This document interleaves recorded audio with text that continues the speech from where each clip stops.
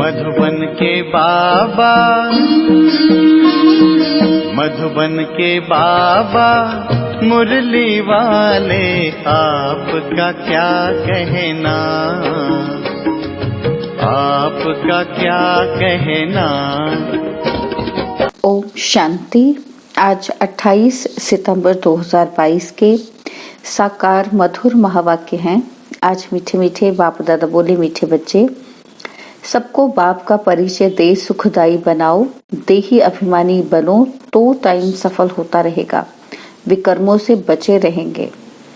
बाबा ने कहा, मीठे बच्चे, सबको बाप का परिचय दे, सुखदाई बनाओ, देही अभिमानी बनो तो टाइम सफल होता रहेगा, विकर्मों से बचे रहेंगे।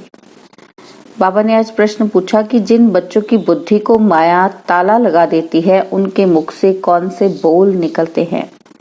और उत्तर में बाबा समझाते कि उनके मुख से यही बोल निकलते हैं कि हमारा तो डायरेक्ट शिव बाबा से कनेक्शन है। संग दोष के कारण उनकी मूढ़ बुद्धि हो जाती है, सतगुरु का निंदक बन पड़ते हैं। जब कोई कहते कि हमारा डायरेक्ट कनेक्शन है तो उन्हें मुरली भी प्रेरणा से सुननी चाहिए। ऐसे निंदक बच्चे ठौर नहीं पाते, उनकी बुद्धि को माया ताला लगा देती है। ओम शांति। अभी तुम बच्चे आत्म अभिमानी बने हो, बाबा ने देही अभिमानी बनाया है। जितना देही अभिमानी बनेंगे, बाप को अच्छी रीति याद करेंगे तो विकर्माजीत बनेंगे। देह अभिमानी बनने से विकर्म भस्म नहीं होंगे और ही जास्ती विकर्म होते रहेंगे। फिर नतीजा क्या होगा? एक तो सजा खानी पड़ेगी और पद भी भ्रष्ट हो जाएगा। बाबा से कोई भी पूछ सकते हैं कि बाबा, अगर इस समय हमारा शरीर छूट जाए तो भविष्य में हम किस गति को पाएंगे? मौत तो सामने खड़ा है। ब्राह्मण कुलभूषण को तो बिल्कुल दुख नहीं आना चाहिए। उनको कहा जाता है महावीर। शास्त्रों में तो स्थूल रूप में बातें ले गए हैं, यह तो ज्ञान की बातें हैं। तुम बच्चे जानते हो, निराकार शिव बाबा ने आत्मा की भी पूरी पहचान दी है कि तुम्हारी आत्मा में क्या क्या पार्ट नूंधा हुआ है। बाप ही बैठ समझाते हैं। मनुष्य तो देही अभिमानी है नहीं, देही के बाप को ही नहीं जानते यथार्थ रीति से, इसलिए उसको घोर अंधियारा कहा जाता है। कलयुग को घोर अंधियारा और सत्य को घोर सोझरा कहा जाता है। आत्माएं सब काली हैं, अर्थात ब्लैकआउट है। सत्युग में देवी देवता धर्म की आत्माएं रोशनी में थी। इस भारत में ही दीपमाला मनाई जाती है। तुम जानते हो, यहाँ हमारी आत्मा घोर अंधियारे में है। बाप घोर सोझरे में ले जाते हैं। आत्माओं को कुछ पता नहीं कि हम कितने जन्म और कैसे लेते हैं। अब तुम जान चुके हो कि बाप द्वारा हमको सृष्टि के आदि मध्य अंत का ज्ञान मिला है। दुनिया में कोई भी तुमको सृष्टि के आदि मध्य अंत की नॉलेज नहीं बता सकेंगे। वह तो ना आत्मा को ना परमात्मा को जानते हैं। भल कहते हैं कि मैं आत्मा हूँ, परंतु मैं क्या हूँ यह कुछ भी पता नहीं। भ्रिकुटी के बीच सितारा चमकता है सो क्या? उनमें क्या पाठ भरा हुआ है, कितने जन्म लेते हैं, यह ज्ञान कोई में भी नहीं है। बाप आकर समझाते हैं, सेल्फ रियलाइजेशन कराते हैं। कोई से पूछो कि आत्मा का बाप कौन है, कोई कहेंगे श्री कृष्ण, कोई कहेंगे महावीर। हम आत्मा हैं, हमारा बाप निराकार शिव है। एक भी ऐसे कह ना सके। ना तो रचयिता ना रचना के आदि मध्य अंत को जानते हैं, इसलिए उनको नास्तिक कहा जाता है। बाप कहते हैं, तुम नास्तिक शूद्र थे, अब ब्राह्मण आस्तिक बने हो। बाप परिचय देते हैं कि मैं क्या पाठ बजाता हूँ। कोई भी बाप का परिचय दे ना सके, बाप का पाठ क्या है समझा ना सके। तुम भी नंबरवार समझते हो। देही अभिमानी होने के कारण अवस्था अच्छी रहती है। देह अभिमान में आकर फिर झरमुई जगमुई करने लग पड़ते हैं, इसलिए ऊंच पद पा ना सके, ना विकर्म विनाश होते हैं। बाप समझाते तो बहुत अच्छा है। जीते जी मरने का अर्थ कितना सहज है। तुम जीते जी मरे हुए हो, अपने को आत्मा समझ बाप को याद करते हो।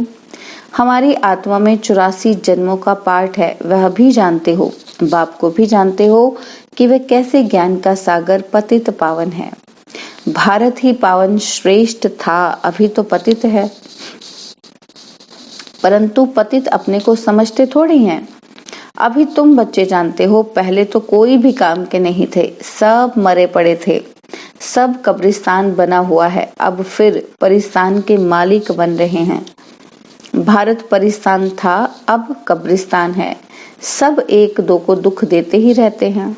बाप कहते हैं कि अभी तुम सबको बाप का परिचय दे सुखदायी बनाओ। देही अभिमानी ना होने कारण टाइम वेस्ट करते रहते हैं। घड़ी घड़ी देह अभिमान आ जाता है। तुम बच्चों को कभी दुखी नहीं होना चाहिए। कोई कोई तो हास में आ जाते हैं, कोई समझते हैं कि बाबा राम राज्य की स्थापना कर रहे हैं। रावण राज्य का विनाश होना है, इसमें कोई डरने की बात नहीं है। हाँ, गवर्नमेंट आदि मकान खाली कराती है तो करना पड़ता है। बाप की याद में शरीर भी छूट जाए तो अच्छा है, सदैव तैयार रहना चाहिए। माया का वार अच्छे अच्छे बच्चों पर भी हो जाता है।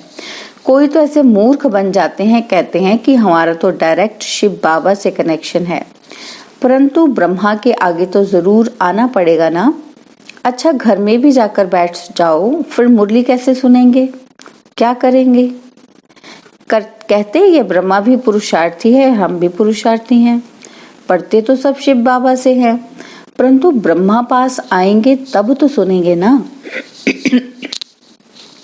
प्रेरणा से सुनकर दिखाओ तो मालूम पड़े।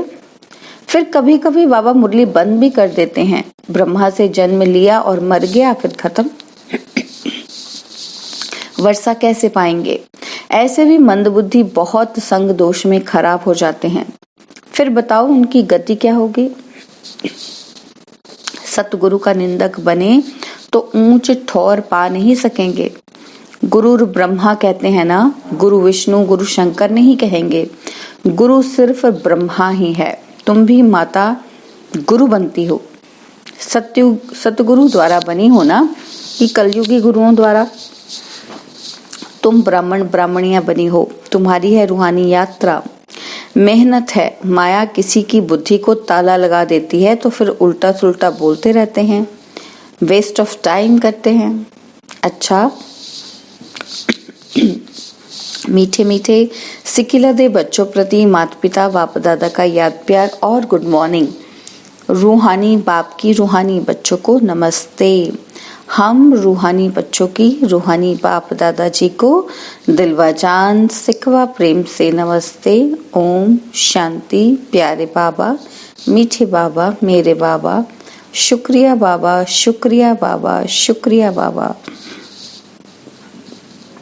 धारणा के लिए मुख्य सार है। तो धारणा से पहले आज बाप दादा के हस्तलिखित पत्रों की कॉपी भी हमारे पास है, तो देखते हैं बाबा क्या कह रहे हैं। तो ब्रह्मा बाबा लिखते हैं कि ज्ञान के सागर पतित पावन निराकार शिव भगवान उवाच। अपने रथ प्रजापिता ब्रह्मा द्वारा सर्व ब्राह्मण कुलभूषण ब्रह्मा मुखवंशावली ब्रह्मा कुमार कुमारियों प्रति। बाबा हम बच्चों को कह रहे हैं कि हे बच्चों, तुमको समझाया गया है कि पतित पावन को पतित दुनिया में आकर पतित शरीर में प्रवेश करना पड़ता है। वह पतित शरीर कौन सा है?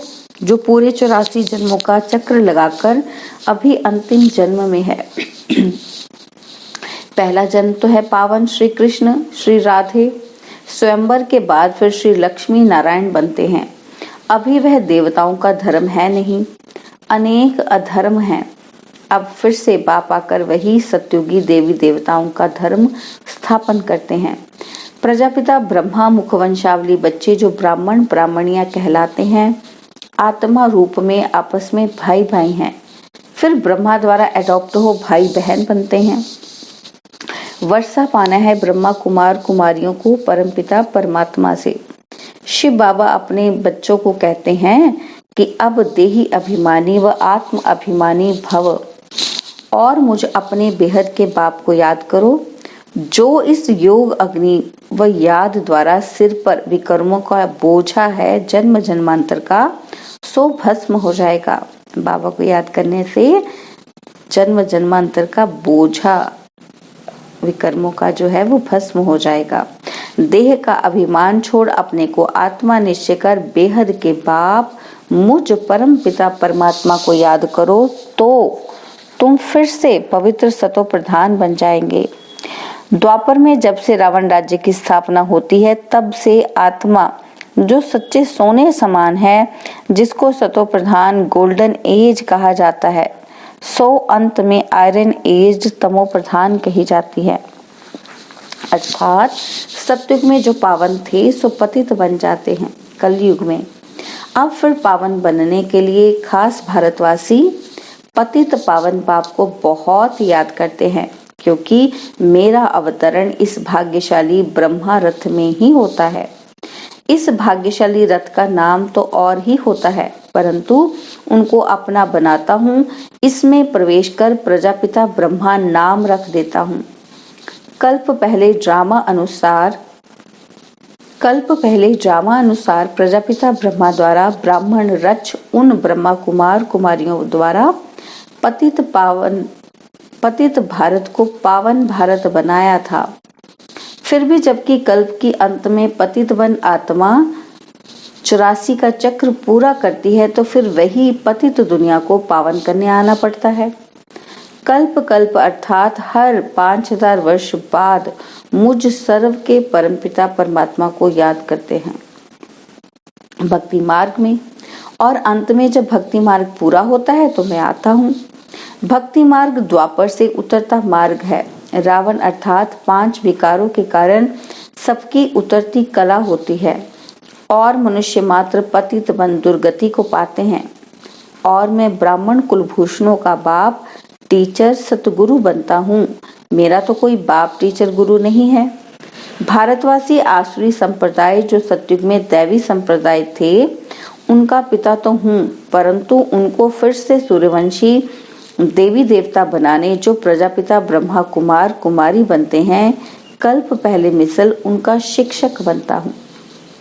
उनको सत्य ज्ञान देता हूँ। सृष्टि चक्र के आदि मध्य अंत का ज्ञान देकर उन्हें त्रिकालदर्शी बना रहा हूँ, ताकि नंबरवार पुरुषार्थ अनुसार कल्प पहले मिसल चक्रवर्ती सूर्यवंशी दैवी स्वराज्य फिर से स्थापन हो। बच्चों को सिद्ध कर बताया जा रहा है कि तुम इस समय सर्वोत्तम ब्रह्मा मुख वंशावली ब्राह्मण कुल भूषण हो। दैवी कुल से ये उत्तम कुल है, क्योंकि तुम ईश्वरीय कुल में हो। भारत 5000 वर्ष पहले स्वर्ग श्रेष्ठाचार्य वैकुंठ दैवी स्वराज्य था। तब तुम सूर्यवंशी देवी देवता थे, फिर क्षत्रिय वैश्य शूद्र वंश में आए। अब प्रजापिता ब्रह्मा द्वारा ब्राह्मण बने हो। इसे 84 जन्मों का चक्र कहा जाता है। सब तो 84 जन्म नहीं लेते हैं। पीछे पीछे अनेक धर्म द्वापर से मठ पंथ स्थापन होते आए हैं और सृष्टि वृद्धि को पाती आई है।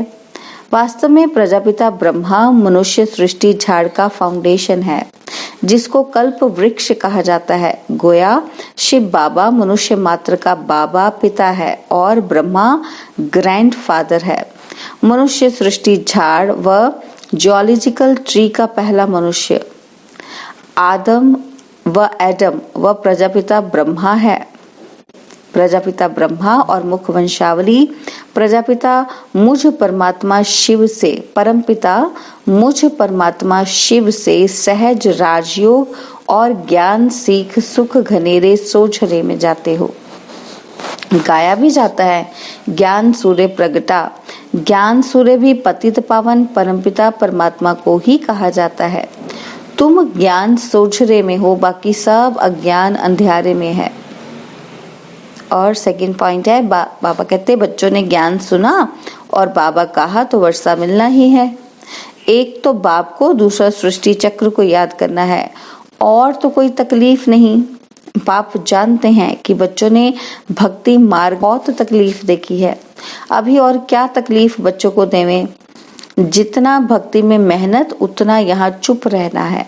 जितना योग में रहेंगे उतना विकर्म विनाश होंगे। कहते हैं ना, तो मेव माता च पिता, तो दूसरे लौकिक माँ बाप भाई बंधु इस समय सब दुख देते हैं, ये फिर सबको सुख देते हैं, सदा सुखी बनाते हैं। तो धारणा के लिए मुख्य सार है, हम ऊंचे ते ऊंचे सर्वोत्तम ब्राह्मण कुल भूषण हैं। इस खुशी में रहना है। स्वयं भगवान बाप, टीचर, गुरु के रूप में हमें मिला है। इस स्मृति में सदा हर्षित रहना है। और सेकंड पॉइंट है, तो बाबा कहते किसी भी बात के दुख में नहीं जाना है, झरमुई झगमुई में समय बर्बाद नहीं करना है। बाबा ने वरदान दिया कि विश्व कल्याणकारी बन अशांत आत्माओं को शांति का दान देने वाले मास्टर दाता भव।